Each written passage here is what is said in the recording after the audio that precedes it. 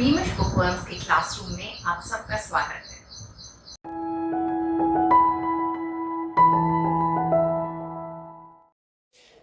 बच्चों, आज हम कुमार भारती स्टैंडर्ड 9 का पाठ a synopsis the Swiss Family Robinson पढ़ेंगे और समझेंगे। द स्विस फैमिली रॉबिन्सन एक बेहतरीन और लोकप्रिय नॉवल है जिसकी स्टोरी काफी हद तक रॉबिन्सन क्रूसो की स्टोरी से मेल खाती है। कैसे एक परिवार जो शिपरेक हो जाता है एक अनदेखे अनजाने आइलैंड पर डिफिकल्ट चैलेंजिंग सर्कमस्टांसेस में अपनी लाइफ इजी और कंफर्टेबल बनाता है। आओ पाठ पढ़ते हैं। A synopsis the Swiss Family Robinson. The Swiss Family Robinson is a well-known adventure novel that people of many countries have enjoyed for more than 200 years. It has also been made into graphic novels and films. The novel, written by Swiss clergyman Johann David Wyss, is not just an adventure. It aims at teaching young people values like self-reliance, determination, love for your family, cooperation, and prudent use of resources. It also has good lessons relevant in natural sciences, good husbandry, and even mathematics. Some elements of the novel do stretch reality to a certain extent, but we must consider that it is a work of fiction and not a fact file. Given below is a synopsis, an outline of its basic story. William, Elizabeth, and their children had been traveling in a ship when the ship was caught in a great storm. The other passengers evacuated without them.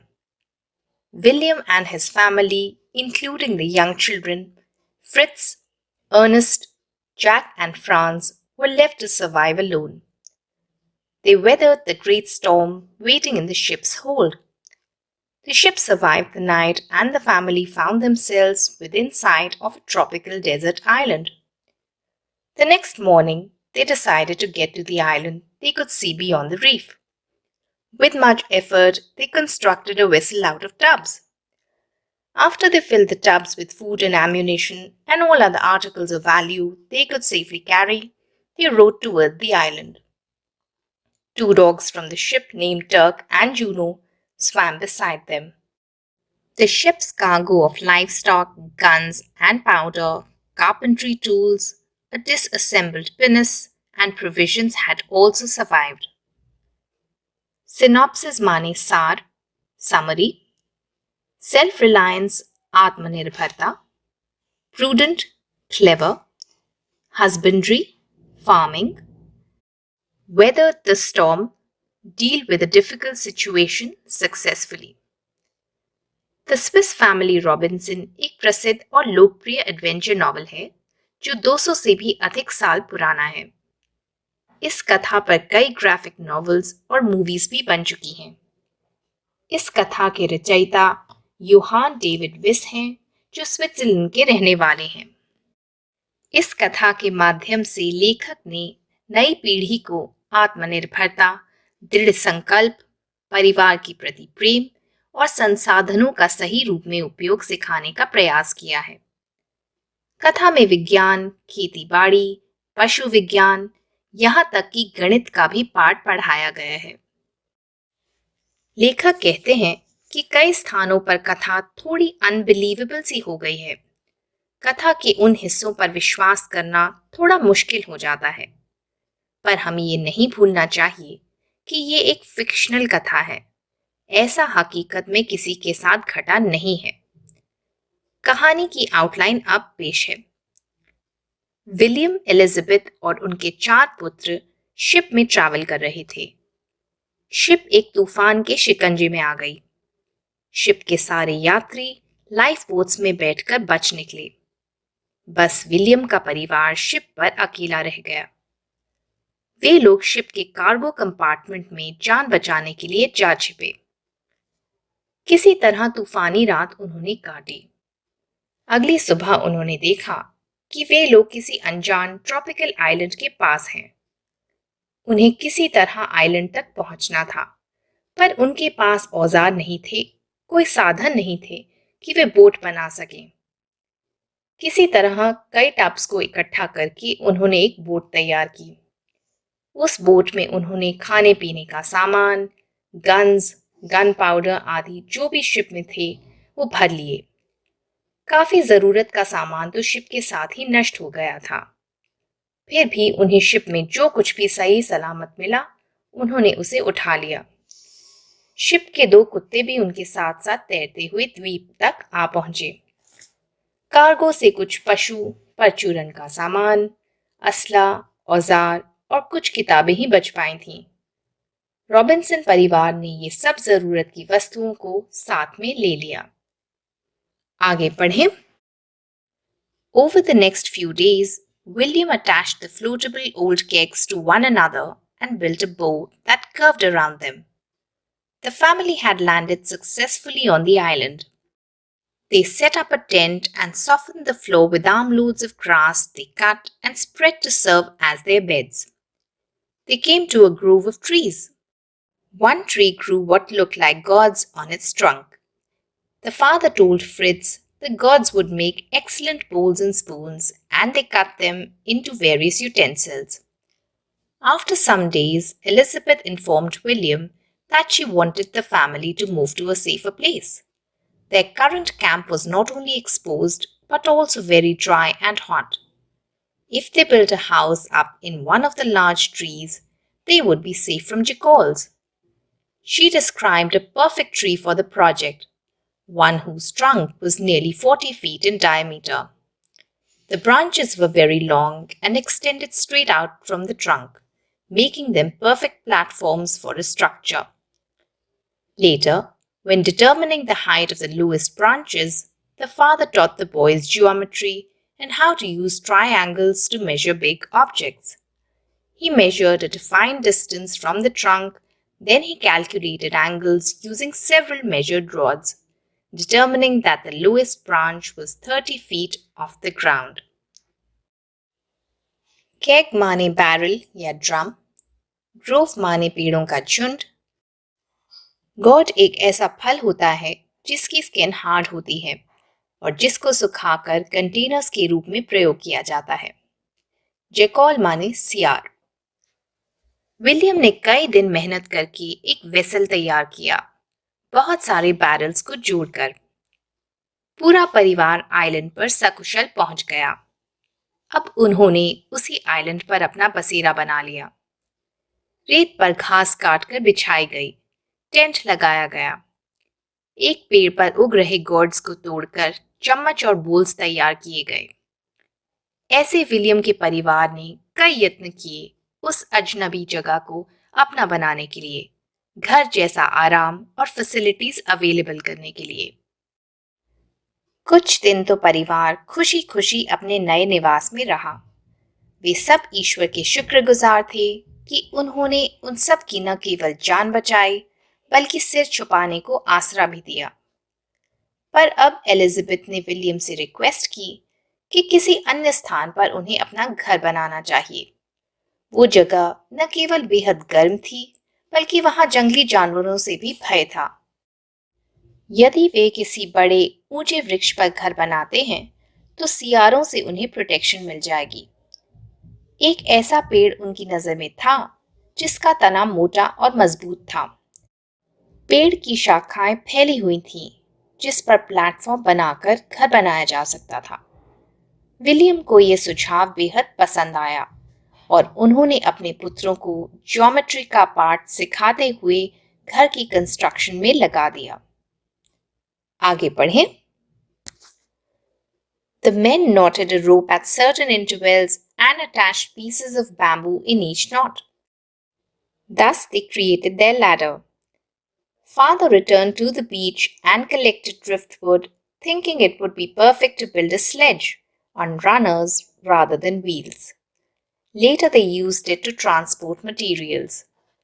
Meanwhile, Elizabeth announced that the garden she had been tending was producing healthy plants. Corn, melons, pumpkins, and cucumbers were already growing. The next day, only the father and Fritz travel to the woods, exploring and finding such exotic plants as one with waxy fruit, from which candles could be made. Fritz discovered a tree exuding a rubbery sap, from which his father claimed that they could make boots. Driftwood माने बहकर आई हुई लकड़ी, exude to come out gradually. अपने tree house पर चढ़ने के लिए William और उसके पुत्रों ने रस्सी की एक सीढ़ी बनाई। विलियम ने कुछ ड्रिफ्टवुड इकट्ठी की एक स्लेज तैयार करने के लिए, जिसकी मदद से वे एक स्थान से दूसरे स्थान पर सामान ले जा सकते थे। जब विलियम और उसके चारों लड़के नया घर बनाने में व्यस्त थे, वहीं एलिजाबेथ भी आराम से हाथ पर हाथ धरकर बैठी नहीं थी। वो भी हर प्रयत्न कर रही थी कि उसके परिवार को कम से कम कष्ट हो। जो भी अवेलेबल रिसोर्सेज हैं, उनका अच्छे से ऑप्टिमम लेवल तक प्रयोग कर लाइफ को इजी और कंफर्टेबल बनाने की वो पूरी कोशिश कर रही थी। शिप से शायद वो कुछ बीज उठा लाई थी। उन्हें उसने घर के आसपास में ही बो दिया था। अब उसके वेजिटेबल पैच में काफी सब्जियां और फल जैसे कि कद्दू, खीरा, मक्का और खरबूजा उगने लगे थे। अपने नए घर, नए एनवायरनमेंट की आदत धीरे धीरे पूरे परिवार को होने लगी थी। अगले दिन विलियम अपने सबसे बड़े बेटे फ्रिट्ज के साथ वुड्स के भ्रमण के लिए निकल पड़ा। वहां उन्हें तरह तरह की यूजफुल पेड़ और पौधे मिले। एक पेड़ ऐसा था जिसका फल वैक्सी था। उसका प्रयोग कैंडल बनाने के लिए किया जा सकता था। फ्रिट्ज ने रबर ट्री भी ढूंढ निकाला। अब वे लोग आराम से और आसानी से अपने लिए जूते बना सकते थे। आगे पढ़ें। Thinking ahead of the next winter, father decided to create a place safe from the elements, a strong storage spot to protect themselves and their belongings. Fritz came up with the idea of a cave. Not finding one, they thought of carving out their own cave in the rock abutting their campsite. On the smooth face of the rock, father marked the dimensions for an opening, and they picked away at the hard surface with their axes, chisels, hammers, and shovels. Over the next several days, the family cut windows in the rocks to allow for cross currents of air and for sunlight to enter the cave. When they had finished, they had 4 rooms, complete with a fireplace. They now had a new winter home. Because of the low light, the cave house they had built felt oppressive. To remedy this, Father and Jack rigged up a new light. They found a bamboo pole that would reach from the floor to the ceiling. Then, after securing it, Jack climbed to the top of the pole and hung a large oil lamp that they had rescued from the ship. Abutting माने सटा हुआ, oppressive, burdensome, elements, forces of nature, rigged to assemble and install. अपने tree house में यूं तो पूरा परिवार सुरक्षित था, खुश था, पर रोप लैडर के माध्यम से चढ़ना उतरना आसान नहीं है, बहुत प्रैक्टिकल भी नहीं है। फिर विलियम आगे आने वाले विंटर सीजन के बारे में भी सोच रहे थे। सर्दी के मौसम में तेज हवाएं चलेंगी, तापमान भी नीचे गिरेगा।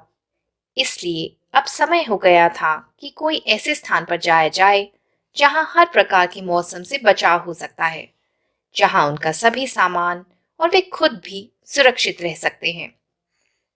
फ्रिट्ज ने सुझाव दिया कि क्यों ना वे लोग एक गुफा को ही अपना घर बनाएं। खूब ढूंढने पर भी उन्हें अपने पसंद की कोई गुफा नहीं मिली, तो उन्होंने सोचा क्यों ना मनपसंद गुफा को वे स्वयं कार्व करके बनाएं। अपनी कैंपिंग साइट से सटी हुई एक विशाल शिला में ही उन्होंने केव बनाने का निश्चय किया। चारों लड़के और उनके पिताजी इस अत्यंत लेबोरियस कार्य में जुट गए। कार्य में कठिन परिश्रम की आवश्यकता थी। पत्थर तोड़ना आसान काम थोड़ी ना है। फिर भी चारों लड़के खुशी खुशी मेहनत कर रहे थे। परिश्रम का फल सदा मीठा होता है और आखिरकार उनका केव हाउस बनकर रेडी हो गया। उसमें 4 विशाल कमरे थे और एक फायरप्लेस भी थी। रोशनी का भी बंदोबस्त उन्होंने कर लिया था। पूरा परिवार पॉजिटिविटी से भरपूर था। उनके साथ एक भयानक लाइफ चेंजिंग हादसा हुआ। उनका फ्यूचर अनसर्टेन हो गया। कहाँ रहेंगे, क्या खाएंगे, क्या पहनेंगे, कैसे जीवित रहेंगे, हर चीज पर सवालिया निशान बन गया।